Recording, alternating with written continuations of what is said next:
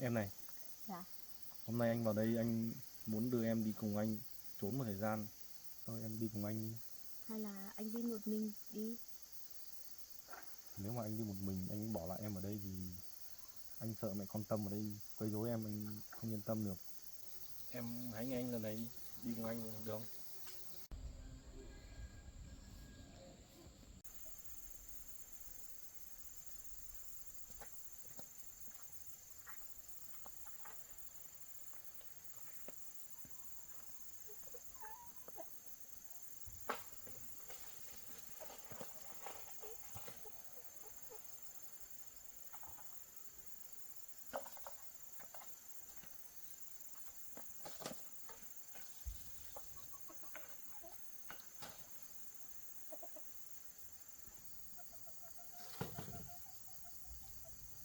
Lần này mình ra vào còn lâu mới cho ai đi qua hết. Rào đi rào về, rèo đi rèo về.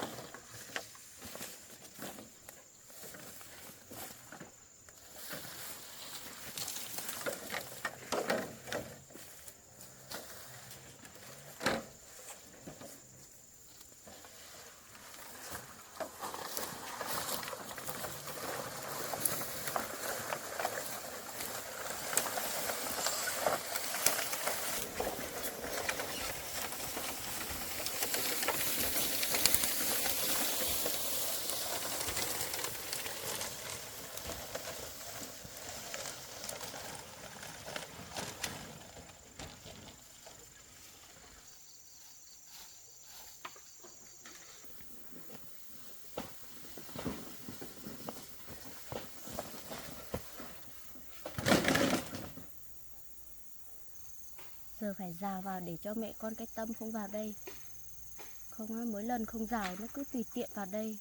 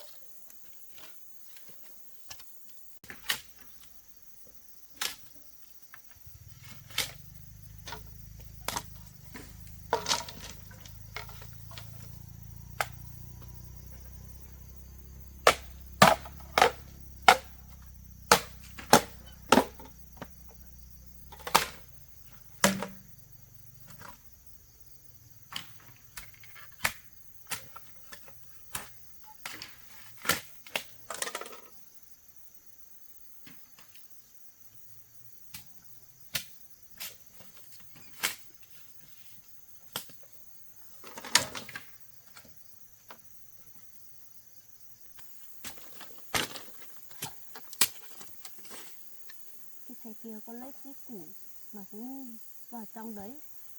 Nếu mà tôi rào vào á, còn lâu mới lấy được ra.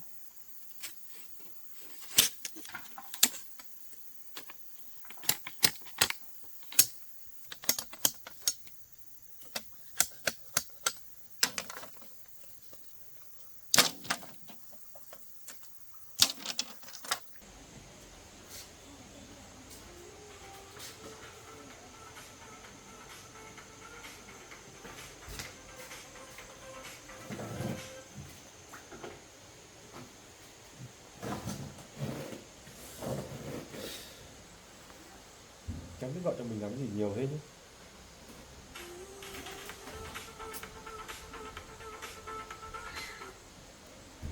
Alo. Tâm à? Gọi cho anh làm gì đấy? Thôi đừng có sang nhà anh nữa. Anh không muốn gặp mẹ con em tí nào luôn. Sang đây làm gì chứ anh có liên quan gì đến em đâu. Anh nói này, anh đã ngủ với em lần nào đâu mà cái thai là của anh em. Em đang lừa dối nhau phải không? Em đang không có thai mà em bây giờ em nói là em có thai đấy. Thật sự luôn, anh chẳng bao giờ được ngủ với em mà bảo anh có thai với em, anh chịu em luôn đấy. Vậy nhá. Thôi đừng có sang nữa. hai mẹ con cả mẹ em sang đây anh cũng không thèm tiếp đâu nhá, anh nói trước nhá. Mà sang đây không gặp anh đâu, anh không ở nhà đâu. Vậy nhá. Đừng gọi anh làm phiền anh nhiều nữa. Được rồi.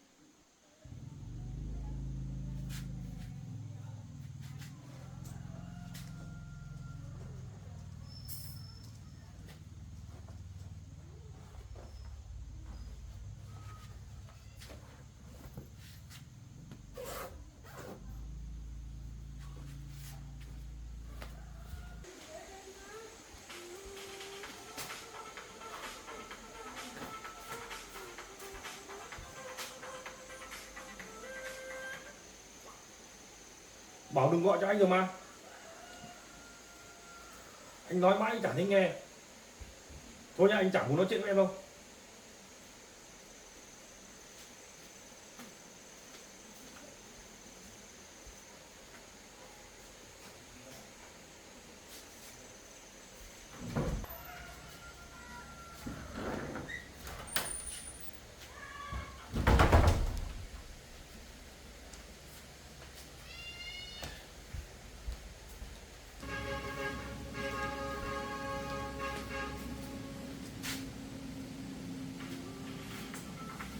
Gọi gì lắm thế. Alo.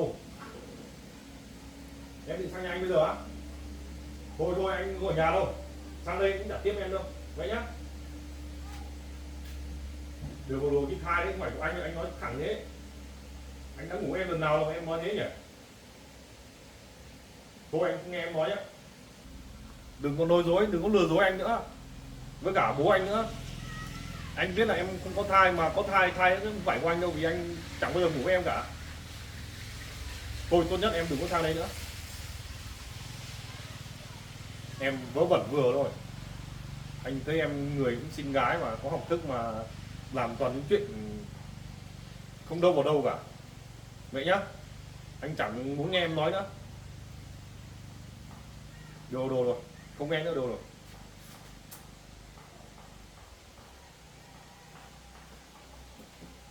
Lắm đi, phiền phức.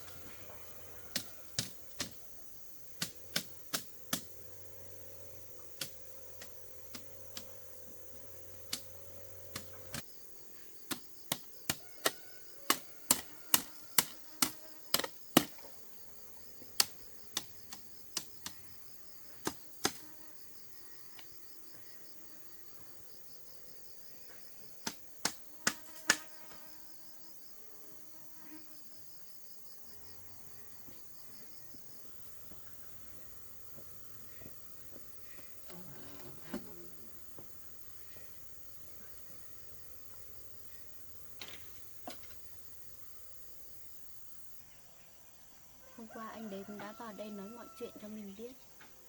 Mình thấy thương anh đấy thật. Nhưng mà đợi anh đấy giải quyết chuyện cái Tâm thế nào đã.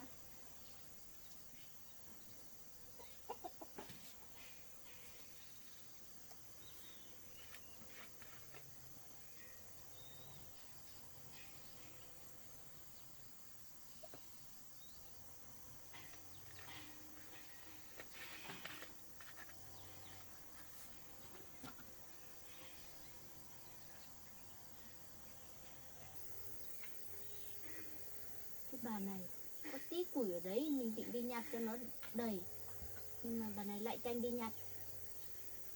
Là không biết kiểu gì nữa. tranh thủ ở gần đây nhặt cho nó được nhiều, nhưng mà bà này lại nhặt hết.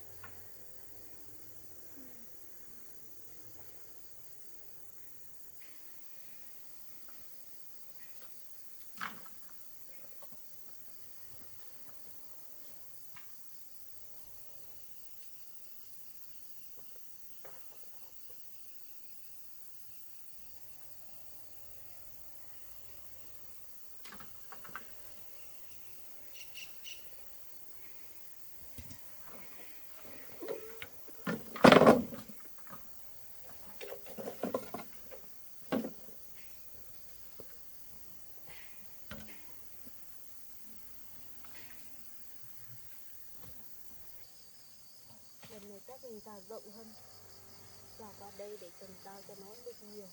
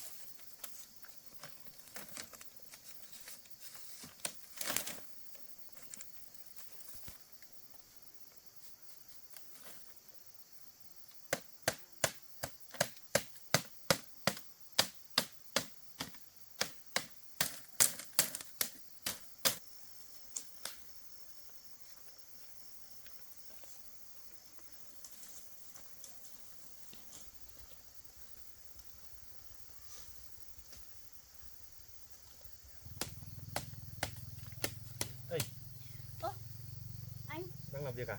vâng, làm nên giật hết cả mình. Anh đi đâu đấy mà Anh có lấy việc. theo cái túi đồ? Em vào nhà đi, anh có chút chuyện muốn nói với em. Có chuyện gì anh có nghiêm trọng không? Có chứ. Có gì thì anh nói luôn ở đây đi. Em này. Dạ. Hôm nay anh vào đây anh muốn đưa em đi cùng anh trốn một thời gian. Anh ạ, bây giờ mà đi trốn thì cũng không phải là cách lâu dài. Anh bây giờ cái Tâm còn bảo có thai nữa, hay là anh cứ đưa nó đi khám thử xem có thai không? Không được. Bây giờ anh mà đưa Tâm đi khám thì chẳng khác gì anh lại nhận cái thai là thai của anh. Anh sẽ không bao giờ đưa đi cả. Vì anh biết là anh chưa bao giờ ngủ cùng Tâm và chưa làm gì cả, nên là cái thai đấy không phải của anh. Nhưng mà nếu mà anh không đưa nó đi khám, nó suốt ngày quấy rối anh, với lại nó cũng vào đây nhiều lần nữa, em thấy mệt mỏi lắm. Hay là anh cứ đưa nó đi đi. Vậy nên anh mới vào đây anh rủ em đi cùng anh. Không bây giờ anh một mình anh đi thì em ở nhà thì hai mẹ con Tâm cũng sẽ vào đây quấy rối em. Hai em đi cùng anh nhé. Đi đâu đó một thời gian nữa, sau là mình lại về để mọi chuyện nó lắng xuống đã. Được không? Không được đâu anh ạ, từ trước tới giờ em cũng đi lang thang nhiều rồi. Bây giờ em mới làm được cái căn nhà nhỏ nhỏ, em không muốn đi nữa. Thôi em đi cùng anh đi. Hay là anh đi một mình đi. Nếu mà anh đi một mình, anh bỏ lại em ở đây thì anh sợ mẹ con Tâm ở đây quấy rối em, anh không yên tâm được. Không sao đâu anh ạ, em không muốn đi lang thang nữa. Bây giờ em cũng muốn có một cuộc sống ổn định hơn. Em hãy nghe anh lần này đi cùng anh được không? Lần này em không được thể nghe anh được. Hay là anh cứ đưa cái Tâm đi khám đi. Nếu mà anh cứ trốn tránh như thế này thì cũng không được. Cũng dở lắm em ạ. Bây giờ anh mà đưa Tâm đi khám mà Tâm có thai thật thì anh phải làm nào? Chẳng nhẽ anh là phải cưới Tâm à? Mình đi xét nghiệm chứ anh phải đưa nó đi xét nghiệm đứa con ấy. Anh thấy một chuyện nó không dễ dàng như vậy. Anh phải đưa đi xét nghiệm thì nếu mà người ta buộc tội anh thì anh mới có chứng cứ chứ. Hay là anh cứ nghe em lần này đi. Nhưng mà thật sự cái thai đấy không phải của anh em ạ. Nếu mà không Nhưng phải anh- của anh ấy thì anh cũng phải tìm cách nào đấy đưa nó đi. Anh sẽ không bao giờ đưa đi. Xem ai đưa gì đưa, anh không đưa đâu. Lần này anh phải nghe em chứ. Nếu mà anh không đưa đi ấy, thì mẹ con cái Tâm cũng suốt ngày về đây quấy rối cả anh và em nữa. Bây giờ anh đưa đi thì anh lại nhượng bộ cho họ một ít rồi. Trước đó anh đã phải làm theo ý họ rồi, bây giờ anh không muốn phải làm theo ý họ nữa. Nhưng mà nếu mà không đưa đi thì nhà cái Tâm đấy cứ bảo là cái thai của anh. Như thế cũng không được.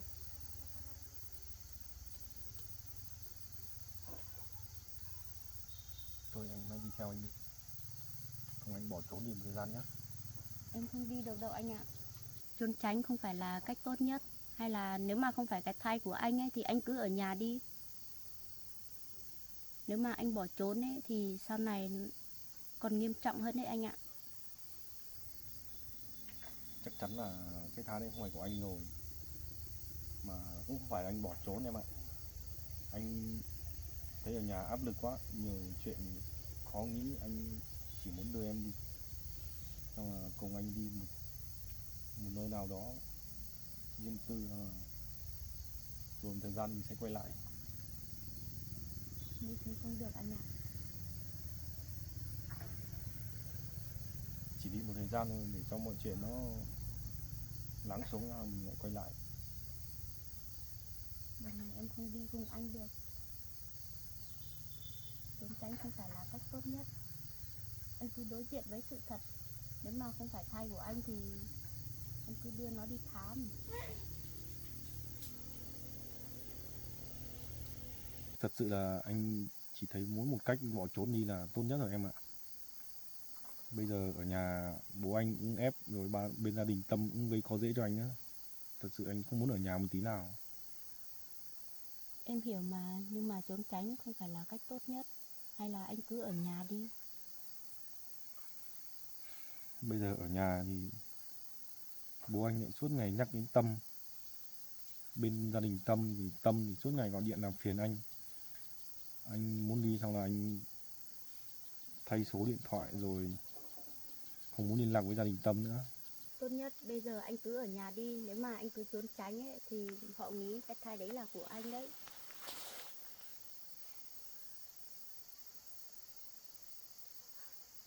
Nhưng mà anh thấy trốn đi là tốt nhất rồi. Anh không nên trốn tránh như thế. Nếu mà trốn như thế chẳng khác nào cái thai đấy là của anh. Không phải của anh nói rồi. Nhưng mà họ sẽ nghĩ như vậy. Hay là anh cứ tìm cách nào đấy đưa cái Tâm đi khám đi, để mọi chuyện rõ ràng.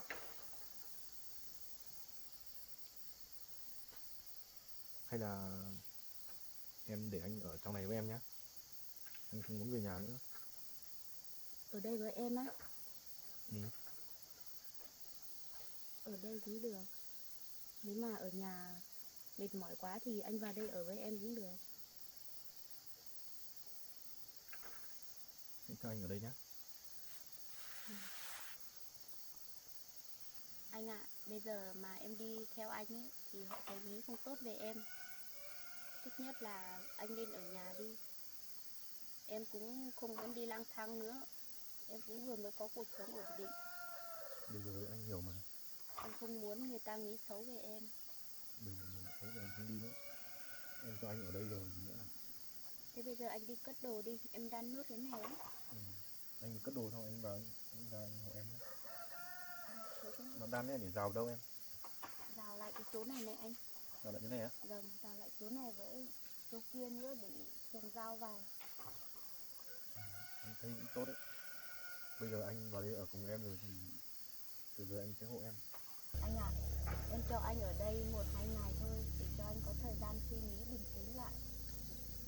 Nếu mà sau này mình là vợ chồng ấy thì ở cũng chưa muộn anh ạ.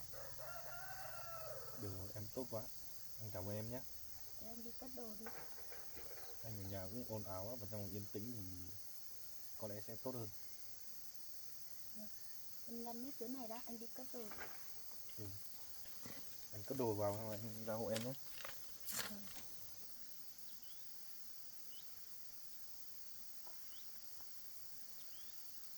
Không biết phải làm thế nào nữa. Cho anh đấy ở đây thì sợ người ta nói. Mà nếu mà không cho anh đấy ở thì anh đấy cũng không biết đi chỗ nào ở nữa. Alo. Sao em gọi anh nhiều thế? Thực sự là em quá là phiền rồi.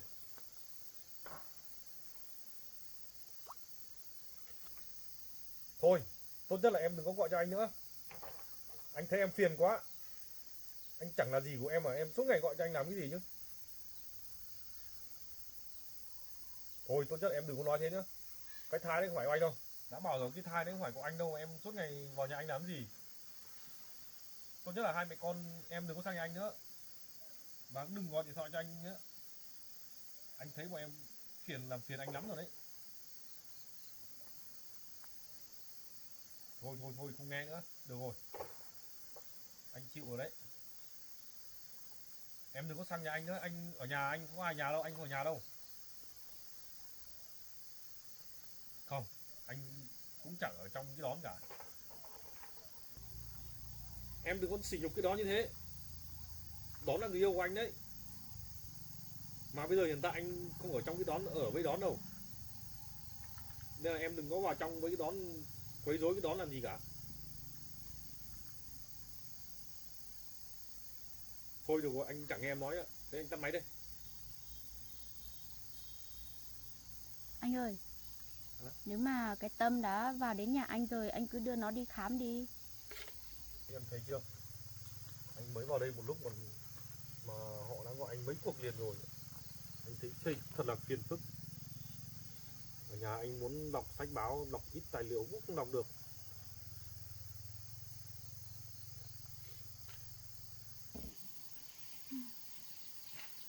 Anh ở đây em cũng thấy lo lắm. Không sao đâu em ạ. Anh bảo là anh không ở trong này, xong là hai mẹ con họ còn muốn vào đây tìm anh ấy. Nhưng mà anh bảo là anh không ở trong này. Em sợ hai mẹ con đấy không tin mà cứ mò vào đây. Như mấy hôm trước, Tâm tự nhiên em ngủ dậy đã thấy Tâm mò bên kia rồi. Anh mới chịu cái tâm rồi đấy. Thực sự là bố anh giới thiệu xong đến giờ này cũng thật là phiền phức. Càng nói nhiều thì càng thấy đau đầu, bực mình. Làm việc đi để đầu óc nó khuây khỏa, là mình không tí muộn mất. Anh nhấc cái Như thế nào? này Này. này vâng. Lắm. Mỗi ngày anh được cùng em làm việc và được gặp em và nói chuyện em như vậy, anh thấy hạnh phúc lắm rồi. Ở nhà suốt ngày bị hai mẹ con ấy quấy rối, anh thấy đau đầu, không tập trung gì về vào công việc của anh cả. Em thấy khổ cho anh thật đấy. Đã thấy hai mẹ con cái Tâm đấy bị làm sao mà suốt ngày về làm phiền anh. Không hiểu nổi. Được chưa? Được chưa em? Được rồi. Ơ, nhưng mà anh ơi ngược rồi. Được rồi á? Nhưng mà kệ thôi. Không sao đâu gì. Vâng, không sao. Nhảy cũng được. Vậy.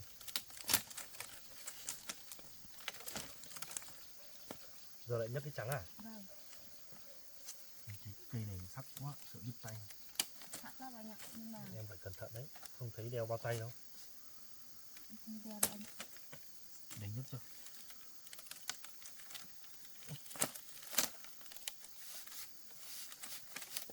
Anh cho vào đi. À, được rồi, quá rồi ấy.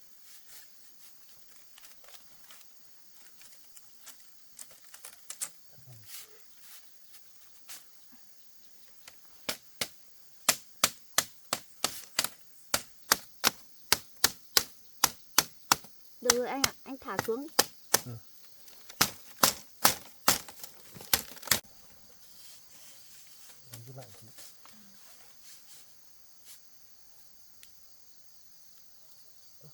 Anh cứ nhìn ra đằng sau làm gì đấy? Có chuyện gì đâu anh à? Em sợ mẹ quan tâm đến anh ạ. Không sao đâu em ạ. Kể cả mẹ quan tâm vào đây thì anh sẽ bảo vệ em.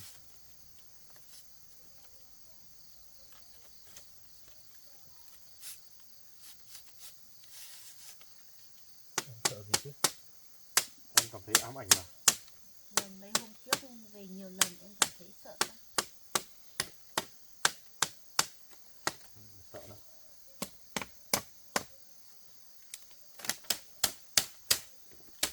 Em đập vào cho nó chặt cái gì?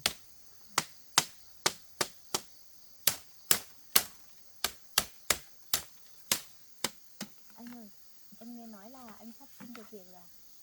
Ừ đúng rồi, anh đang chuẩn bị có công việc rồi đấy, nhưng mà hai mẹ con Tâm suốt ngày làm phiền anh mà cũng dọa kiện anh ra tòa. Anh thấy anh phiền. Nhưng mà anh không có lỗi gì thì lo gì anh? Sợ kiện thì mình Nhưng mà cũng... nó cũng ảnh hưởng nhiều lắm em ạ. Mình làm đã xin vào công chức nhà nước thì đang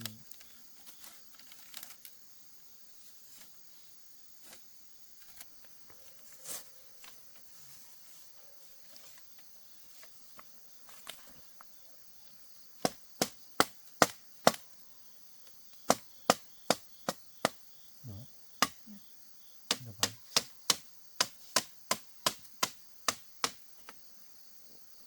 Anh ạ, bây giờ em nói thế này, hay là mai anh cứ đưa cái Tâm đi khám đi, xem nó có chịu đi không. Nếu mà nó không đi ấy, thì mình mới biết. Được rồi, để anh suy nghĩ đã.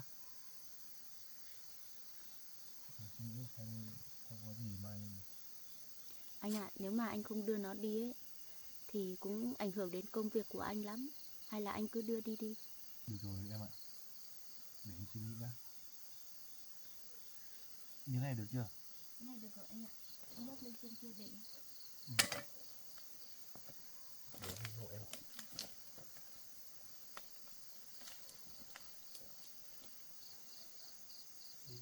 Được chưa? Ủa, nặng thế.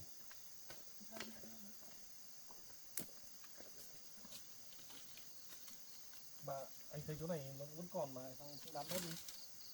Từ đấy mai đan thôi anh ạ, bây giờ hết cây rồi. Nhé.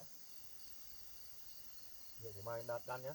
Vâng, mai đan thôi anh ạ, giờ hết cây rồi. Em ơi, em vừa xinh gái vừa dễ thương lại chịu khó nữa mà thế mà bố anh lại không thích. Cứ hăm cái Tâm cơ. Cũng tại vì quá khứ của em với lại hoàn cảnh gia đình em nữa nên là bố anh mới không đồng ý thôi anh ạ. Thôi không sao đâu, trước sau thì bố anh cũng đồng ý thôi. Anh giải quyết tốt chuyện Tâm rồi anh sẽ cưới em. Thôi được rồi, mình vào nhà đi. Vâng.